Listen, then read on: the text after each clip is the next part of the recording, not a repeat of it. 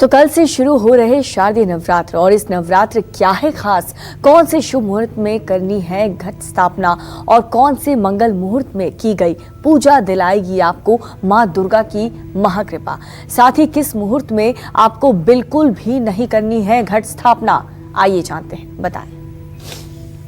देखिए, कल से जो परम पवित्र हमारा पर्व दुर्गा पूजा का शुरू हो रहा है, ये बहुत इंतजार के बाद आता है।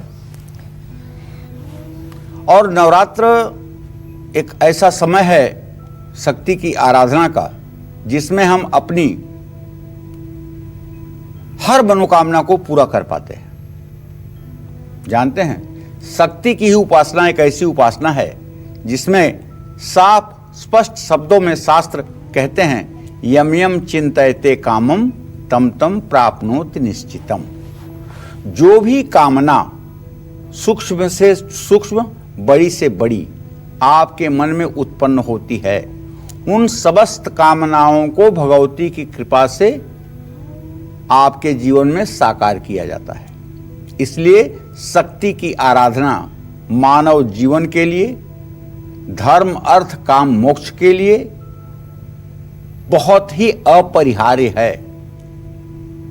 तो इस बार 25 अक्टूबर को नवरात्र की अष्टमी और नवमी दोनों एक साथ रहेंगी।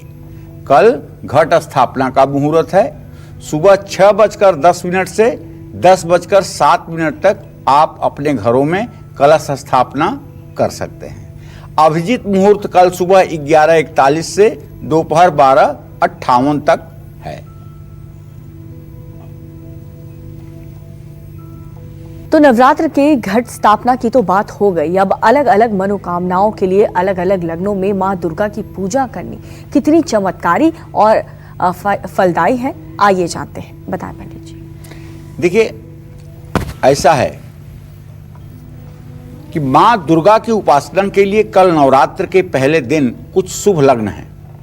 हम लग्नों में मां दुर्गा की उपासना से शुभ फल प्राप्त कर सकते हैं, जैसे स्थिर लग्न वृषभ, सिंह और वृश्चिक, ये तीनों स्थिर लग्न कहे जाते हैं।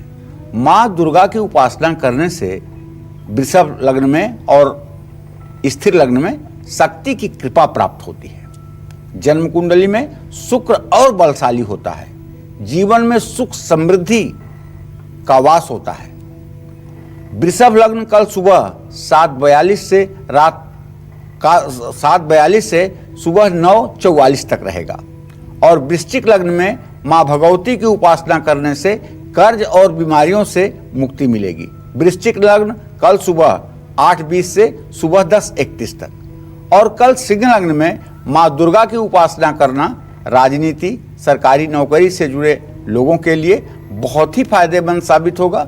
पिता की सेहत के लिए और पैतृक संपत्ति के विवाद से बचने के लिए सिंह लग्न में मां दुर्गा की उपासना करनी चाहिए। सिंह लग्न कब है? कल मध्यरात्रि में 2:05 से शुरू होगी। और कुंभ लग्न में मां दुर्गा की उपासना करने से प्रतियोगिता, सरकारी नौकरी में सफलता मिलती है।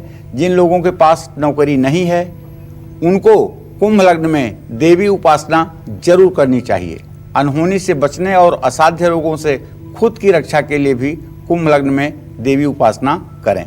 कुंभ लग्न कल दोपहर 2:32 से 4:14 तक है।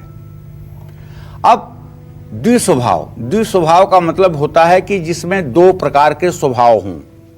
ऐसी लग्न जिसमें दो प्रकार के स्वभाव हों। दो प्रकार क्या? जो चर भी हो और स्थिर भी हो। जिसका पहला आधा भाग चर हो और 15 डिग्री से 30 डिग्री तक जिसका स्वभाव स्थिर हो, उसको कहते हैं द्विस्वभाव लग्न। ये मिथुन, कन्या, धनु और मीन, ये 4 राशियां द्विस्वभाव की कही जाती हैं, जिसमें पूजा करना स्थिर लग्न के जितना ही फलदायी होता है। द्विस्वभाव वाले लग्न जो मिथुन, कन्या, मीन, धनु मैंने आपको बताया, जिन लोगों की शादी नहीं हो रही है, वैवाहिक जीवन में कलेश है, तो कल ऐसे लोगों को मिथुन लग्न में मां दुर्गा की उपासना जरूर करनी चाहिए। कल रात 9:44 से रात 11:50 तक मिथुन लग्न है। कन्या लग्न में माँ दुर्गा की उपासना उन लोगों को करनी चाहिए जिनका अभी अभी शादी हुई है, जिन लोगों को संतान सुख नहीं है, जो लोग नया कारोबार शुरू करना चाहते हैं। कन्या लग्न कल सुबह 4:12 से 6:13 तक है। मीन लग्न में माँ दुर्गा की पूजा करने से बच्चों के जीवन में सुख शांति रहती है। कफ वात और पित्त से होने वाले रोगों से आराम मिलता है।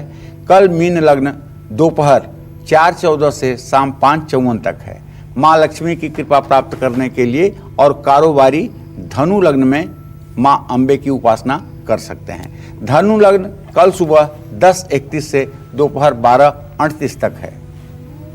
चर लग्न में कभी भी माँ दुर्गा की उपासना या कोई भी शुभ कार्य या घट स्थापना, कलश स्थापना नहीं करना चाहिए। चर लग्न क्या है? मेष लग्न, कर्क लग्न, तुला लग्न और मकर लग्न। ये 4 लग्न या 4 राशि ये चर स्वभाव की हैं, चलायमान हैं, स्थिर नहीं हैं। और इन चलायमान राशि के लग्न में कभी भूल करके भी दुर्गा का घट स्थापना नहीं करना चाहिए, पूजा की शुरुआत नहीं करनी चाहिए। और इस वक्त हमारे साथ एक कॉलर जुड़ चुके हैं पंजाब से, यशपाल। यशपाल, अपना सवाल पूछें आप। मैं अपने बेटे भुवनेश के लिए पूछना चाहता हूँ जी। पंडित जी नमस्कार। नमस्कार। मेरा बेटा है भुवनेश, 14 जनवरी 1991 का बर्थ है जी। क्या जानना चाहते हैं? 5:43 पे जी। वो IAS का एग्जाम दे रहा है, वो उसके लिए पूछना था। वो मतलब क्लियर करेगा नहीं करेगा, पढ़ने में होशियार है, सब कुछ है, बस उसी के बारे में पूछना। चलिए, आपने प्रश्न किया है तो मैं आपको बता देता हूं कि शुक्र और शनि प्रश्न काल से आपके पंचम भाव का स्वामी, प्रश्न काल से आपके पंचम भाव का जो स्वामी है वो है बृहस्पति, और उससे दसम भाव का स्वामी भी बृहस्पति है। बृहस्पति अपने धनु राशि में है। सफलता निश्चित रूप से मिलनी चाहिए, इसमें कोई संदेह नहीं है। बस थोड़ा सा एक उपाय इनको अगर कर दिया जाए तो बहुत ही ज़्यादा चमत्कारिक परिणाम देखने को मिलेगा। इनसे कह दिया जाए कि ये राम रक्षा स्तोत्र का रोज पाठ कर लिया करें। सिर्फ राम रक्षा स्तोत्र का पाठ करते ही इनका स्वास्थ्य बहुत अच्छा हो जाएगा, और ये एक विषय को जब भी पढ़ेंगे वो विषय इनको हर समय कंठस्थ हो जाएगा। तो पहले 2 मिनट के लिए हनुमान चालीसा पढ़ें, उसके ठीक बाद राम रक्षा स्तोत्र का पाठ करें। राम दरबार का चित्र अपने घर के पूजा स्थान में लगाएं, और घर से बाहर निकलते समय, परीक्षा में जाते समय हल्का सा हल्दी का चंदन या फिर मलयागिर चंदन केसर मिलाकर अपने अगर माथे पर लगाकर जाएं तो सफलता जरूर मिलेगी। वैसे इनके वरिष्ठ प्रशासनिक अधिकारी बनने के योग बने हुए हैं। और आकाशदीप जसपुर उत्तराखंड से भी हमारे साथ एक कॉलर जुड़ चुके हैं। आकाशदीप जी, अपना सवाल पूछिए। हाँ जी मैम नमस्कार। हाँ जी पंडित जी नमस्कार। नमस्कार। हाँ पंडित जी, मेरी जन्म तिथि 12 अप्रैल 1992 है जी, और रात्रि 9 बजे मेरा जन्म हुआ है। तो पंडित जी मेरा सवाल यह है कि मुझे गवर्नमेंट जॉब के लिए मैं तैयारी कर रहा हूँ, लेकिन मुझे सफलता नहीं मिल पा रही है। अब ऐसा है बेटा, मुझे जो लग रहा है मंगल शनि की स्थिति तृतीय एकादश है, लेकिन मंगल वैभाव में बैठा हुआ है। अगर आप परिश्रम अभी करते रहोगे और सरकारी नौकरी के लिए प्रयासरत रहोगे तो आने वाले समय में आपको नौकरी मिलने का योग बना हुआ है। लेकिन इसके लिए आपको आपके पढ़ाई में आपकी रुचि एक जैसी हर समय बनी रहे, इसके लिए आपको शनिवार की शाम हनुमान जी के चित्र के सामने घी का दिया जला करके सुंदरकांड का पाठ करना चाहिए। और ये पाठ कम से कम 7 शनिवार तो आपको जरूर करना चाहिए, और बूंदी के लड्डू या बतासे का भोग लगाना चाहिए, और ये प्रसाद सब में बांटना चाहिए। निश्चित रूप से 7 ही शनिवार ये पाठ करने से आप अपने अंदर परिवर्तन महसूस करेंगे। सरकारी नौकरी का योग बना हुआ है। तो कल से नवरात्र की शुरुआत होने वाली है और पंडित जी बहुत ही डिटेल से आपको सभी चीजें विस्तार में बता रहे हैं। अगर आपकी भी कोई परेशानी है, कोई समस्या है या नवरात्र से जुड़े कोई सवाल है तो आप फौरन हमें फोन कर सकते हैं। इस वक्त हमारे साथ चंद्रमोहन एक और कॉलर जुड़ चुके हैं अजमेर से। चंद्रमोहन जी, आप क्या जानना चाहते हैं? हाँ नमस्ते जी पंडित जी। हाँ, सदा सुखी रहिए। मेरी बेटी के लिए मैं पूछना चाह रहा हूँ, वो अभी अमेरिका में पढ़ाई कर रही है जी। उसका जन्म हुआ 10 दिसंबर 1994 जी जी। और बर्थ का टाइम है सुबह 8:40 तो उसका प्लेसमेंट का, नौकरी का या शादी का क्या रहेगा, मतलब भविष्य है उसका? देखिए चंद्रमोहन जी, आपके बेटी के जहाँ तक भविष्य का प्रश्न है तो आप ये जान लीजिए कि उसका भविष्य बहुत ही अच्छा है। उसका प्लेसमेंट वहीं अमेरिका में हो जाएगा, उसका रहना भी वहीं हो जाएगा, उसकी शिक्षा भी अच्छी तरह से पूरी हो जाएगी और बहुत समझदार लड़की है, हर परिस्थितियों में अपने को एडजस्ट कर लेगी, इसमें कोई दो राय नहीं है। ये हो सकता है कि उसको अच्छे रूप से स्थापित होने में 2022 के फरवरी मार्च तक का समय लगे और बीच में हो सकता है कि महीने 2 महीने ऐसी भी स्थिति आए जब उसका मन वहाँ से उच्चाटित हो और वहाँ रहने की इच्छा उसकी ना हो। तो ऐसे में थोड़ा धैर्य रखेगी तो सफलता मिलेगी। इस बार शारदीय नवरात्र पर बहुत से महासंयोग बन रहे हैं। इस बार मां अम्बे एक खास वाहन पर सवार होकर आ रही हैं और साथ ही इस बार के शारदीय नवरात्र आपके लिए, देश के लिए और दुनिया के लिए बहुत से मायनों में खास है। आइए जानते हैं इस बारे में पंडित जी से। बताएं पंडित जी। देखिए, इस बार अधिक मास लगने के कारण शारदीय नवरात्र 1 महीने की देरी से शुरू हो रहा है। देवी भागवत में कहा गया है कि शशि सूर्ये गजारूढ़ा शनि भौमे तुरंग भे गुरौ शुक्र च दोलायाम बुधे नौका प्रकृतिता। इसका अर्थ ये हुआ कि देवी भागवत में ये लिखा हुआ है, इस बात का जिक्र है कि देवी का आगमन अर्थात नवरात्र के पहले दिन अलग अलग वाहन पर होता है।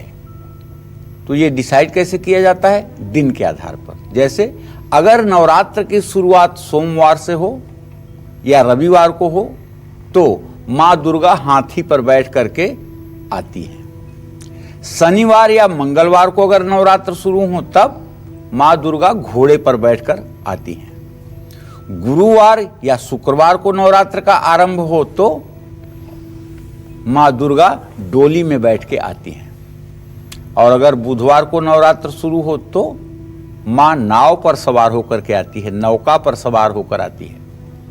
तो कल 17 अक्टूबर शनिवार है। शनिवार के दिन नवरात्र शुरू होने के कारण माँ घोड़े पर बैठकर आएंगी। अब मैं आपको बताना चाहूंगा कि इसके मायने आपके लिए, देश के लिए और दुनिया के लिए क्या होंगे। इन 4 अलग अलग वाहन पर जब बैठ करके माता नवरात्र में आती हैं तो उसका परिणाम क्या होता है? तो देवी भागवत के अनुसार घोड़े की सवारी करते हुए जब माता आती हैं तो पड़ोसी देशों से युद्ध का खतरा बढ़ जाता है। आंधी, तूफान, बाढ़, भूकंप, उथल पुथल जैसी गतिविधियां बढ़ने लगती हैं।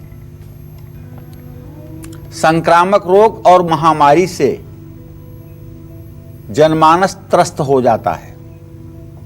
मां दुर्गा घोड़े पर सवार होकर के आएंगी और भैंसे पर सवार होकर वापस जाएंगी। ये बहुत बुरा है। रविवार या सोमवार को नवरात्र खत्म होता है तो मां दुर्गा भैंसे पर सवार होकर वापस जाती हैं। ये तो आप भी समझ रहे होंगे कि यमराज का वाहन है भैंसा, तो ये बहुत शुभ नहीं होगा। लेकिन चलिए आपको बता देता हूं कि इसका मतलब क्या हमारे भागवत में लिखा हुआ है। देवी मां का भैंसे पर प्रस्थान करना देश में रोग शोक को बढ़ाता है, आर्थिक विपन्नता लाता है। अधिकांश लोग अपनी रोजी रोटी के लिए परेशान हो जाते हैं। अपनी आजीविका को चलाने के लिए लोग चिंतित रहते हैं। तो देखिए, बहुत अच्छा आगमन भी नहीं है, बहुत अच्छा गमन भी नहीं है। अब अच्छा जो कुछ करना है आपको करना है, वो ये अच्छा करना है कि नवरात्र के 9 दिनों का सही सही सदुपयोग करना है। मैं आप सभी को बताना चाहूंगा बड़ी विनम्रता के साथ, कलश 1 नहीं 2 स्थापित होने चाहिए। अगर घर में आप कलश स्थापित कर रहे हैं तो एक वरुण कलश और एक प्रतिष्ठा कलश। वरुण कलश को मिट्टी बालू मिला करके उसके ऊपर रख करके उसमें पानी डाला जाता है, आम की पत्तियां रखी जाती हैं और उसके ऊपर एक मिट्टी या पीतल के कटोरे में चावल भरकर रखा जाता है और एक नारियल चुनरी में लपेट करके उसको नारियल ऊपर रखा जाता है। नारियल का मुंह ऊपर वाला हिस्सा आपकी तरफ होना चाहिए, ये बात ध्यान रखिएगा। अब उसके ठीक सामने, उसके ठीक पूरब तरफ एक आम की लकड़ी की चौकी पर थोड़ा सा चंदन घिस करके छिड़क दीजिए और उस पर एक बढ़िया सुंदर लाल कपड़ा बिछा करके उसको चारों तरफ से बांध दीजिए और उस पर गौरी तिलक मंडल या सर्वतोभद्र मंडल अगर आपको बनाना आता है तो, नहीं आता है तो कोई बात नहीं, आप एक अष्टदल कमल बना लें। अष्टदल कमल बना करके तांबे के लोटे में चावल भरकर उसके ऊपर एक गरी गोला लें। गरी गोले के साथ एक लोहे की कील चिपका करके उसको केवल चिपका के रखना है, सटा करके रखना है।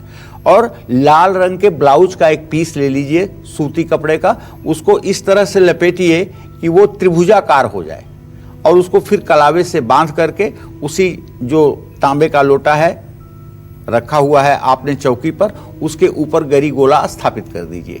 ये दुर्गा जी की स्थापना हो गई। अब एक मिट्टी के करवे में चावल भर करके गाय के गोबर की गौरी बना करके और एक सुपारी पर कलावा लपेट करके गणेश बना करके आप अपने हाथ के दाहिने तरफ रख दीजिए। गणेश जी माने सुपारी आपके दाहिने हाथ रहेगी और गौरी आपके बाएं हाथ रहेंगी। इसके बाद एक मिट्टी के करवे में चावल भर करके उस पर एक सुपारी पर कलावा लपेट करके भैरव के रूप में मध्य में स्थापित कर दीजिए। अब तीसरा मिट्टी का करवा लेकर के उसमें चावल भर करके एक सुपारी पर कलावा लपेट करके अपने बाएं हाथ पे रख लीजिए, उसको नवग्रह के रूप में स्थापित कर लीजिए। और एक पीढ़ा छोटा सा चौकी उस पर कपड़ा बिछा करके दुर्गा सप्तशती की पुस्तक रख लीजिए।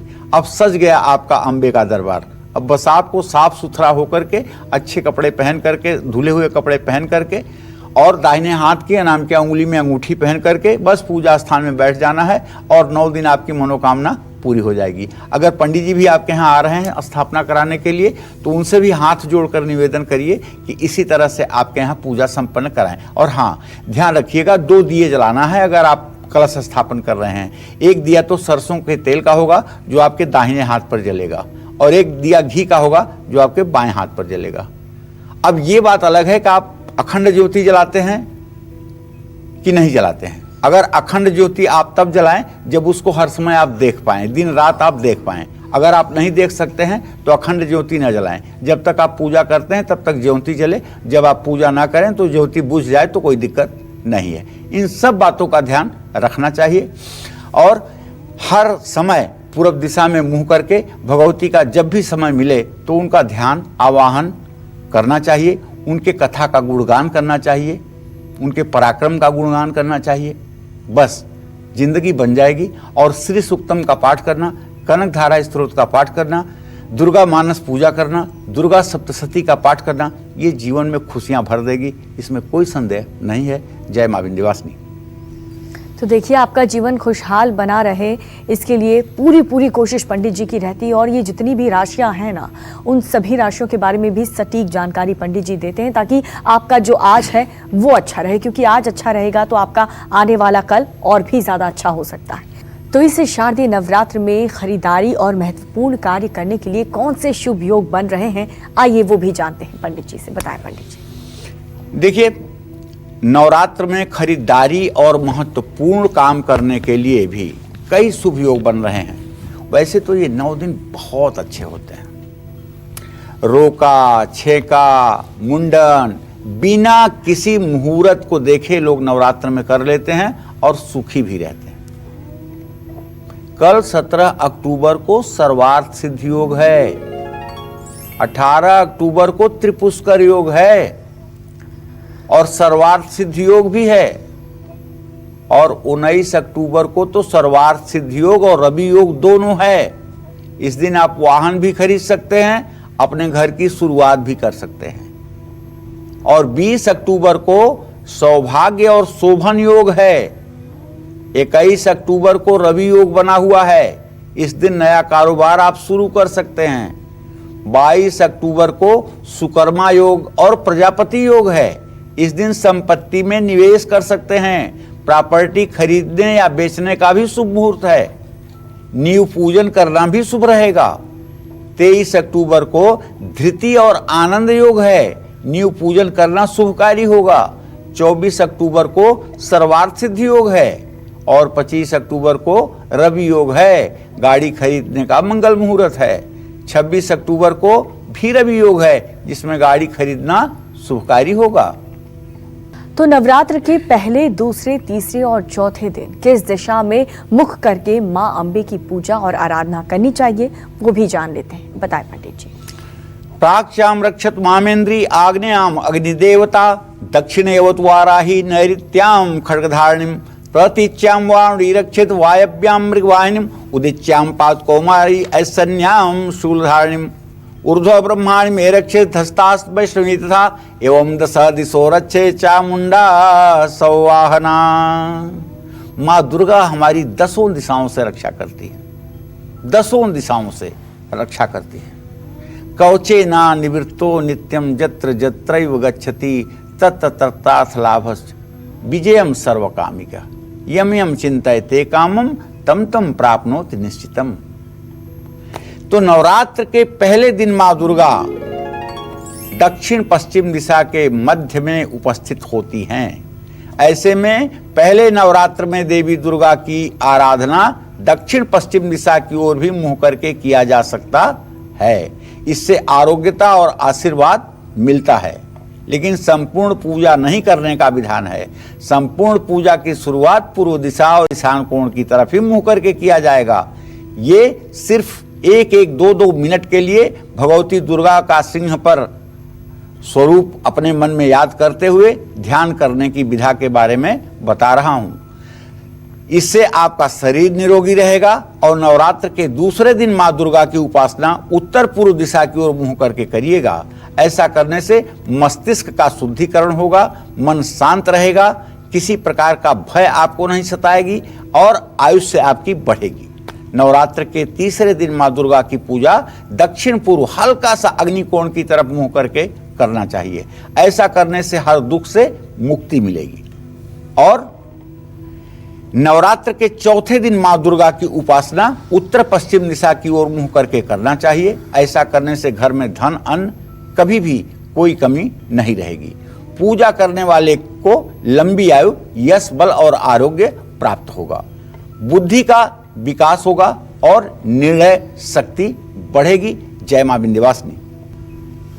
तो नवरात्र के 5वें, 6ठे, 7वें, 8वें और 9वें दिन किस दिशा में मुख करके मां अंबे की पूजा और आराधना करनी चाहिए, आइए जानते हैं। बताएं पंडित जी।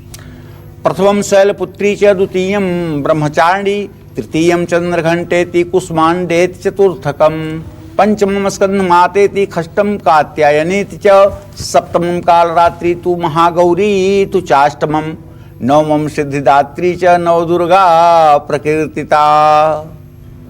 भाई 9 दुर्गा ही क्यों हैं? कभी आपने सोचा कि ये दुर्गा 10 नहीं हो गई, 9 ही क्यों हैं? 8 नहीं हुई, 7 क्यों नहीं हुई? क्योंकि इस संपूर्ण सृष्टि में 9 ही शक्ति के केंद्र हैं। आप कहेंगे आपके शरीर में कहां है? तो मैं बताऊंगा। आपके शरीर में जो 9 छिद्र हैं, यही नवदुर्गा के 9 स्थान हैं। 2 आंख, 2 कान, 2 नाक, 1 मुंह, 7 हो गया। और 2 मलमूत्र के उत्सर्जन के स्थान, 9 हो गया। यही 9 दरवाजे का घर है आपका। और इन 9 दरवाजों पर नवदुर्गा का वास होता है। जिसने भी इन अपने 9 छिद्रों पर अधिकार प्राप्त कर लिया, नियंत्रण में जिसने कर लिया, वो समझ लीजिए कि दुर्गा की सिद्धि प्राप्त कर लिया। ये बहुत आसान नहीं है। इसीलिए नव दुर्गा की कल्पना की गई है। और गायत्री के उपासना करने वाले 7 चक्र मानते हैं। मूलाधार, मणिपूरक, स्वाधिष्ठान, अनाहत, विशुद्धि, आज्ञा और सहस्रार। लेकिन शक्ति के उपासक 9 चक्र मानते हैं। इन 7 चक्रों के अलावा 2 चक्र और होते हैं, ललना चक्र और गुरु चक्र। ललना चक्र होता है तालु के मूल में और गुरु चक्र होता है जिह्वा के मूल में। जीभ जहां जुड़ी हुई है उस जगह पे गुरु चक्र होता है।